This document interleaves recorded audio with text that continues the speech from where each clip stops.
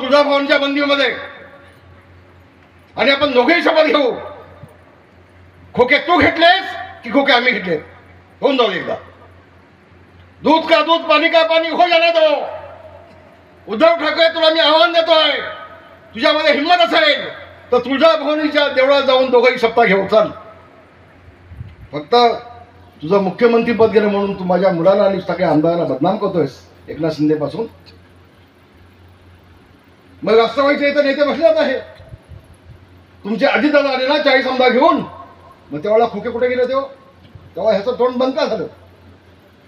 तेव्हा अजितदादांना उद्धव ठाकरे त्याच्या कॅबिनला भेटायला गेला शुभेच्छा देण्यासाठी. हे वास्तव आहे. मग अजितदादा गद्दार नाही, फक्त 40 आमदार गद्दार. का?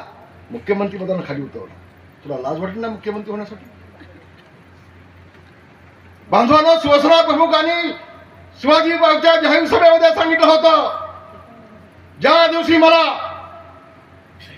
काँग्रेस सोबत जायची वेळ येईल त्या दिवशी शिवसेना नावाचं माझं दुकान मी बंद करून टाकेन.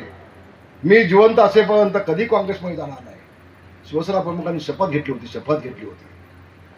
अरे मी सांगतोय उद्धव ठाकरेंना, तुमच्याकडनं हे पाप होत आहे. बाळासाहेबांच्या आत्माला शांती लागणार नाही.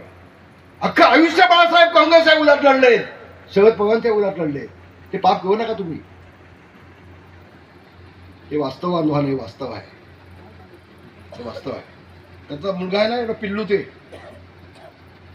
माझं खातं काढलं आणि त्याला दिलं. बाप मुख्यमंत्री, बेटा पगार मंत्री आणि नेता आउट बाहेर. दिवाकर रावताचं तेच केलं, ढाकेंचं तेच केलं, नवलकरांची अवस्था तीच केली. मनोज जोशींना स्टेजवरनं खाली उतरवलं. जे शिवसेना प्रमुखांच्या सोबत जे नेते होते त्या सगळ्यांना संपवण्याचं पाप या उद्धव ठाकरेंनी केलंय. एबीपी माझा, उघडा डोळे बघा नीट.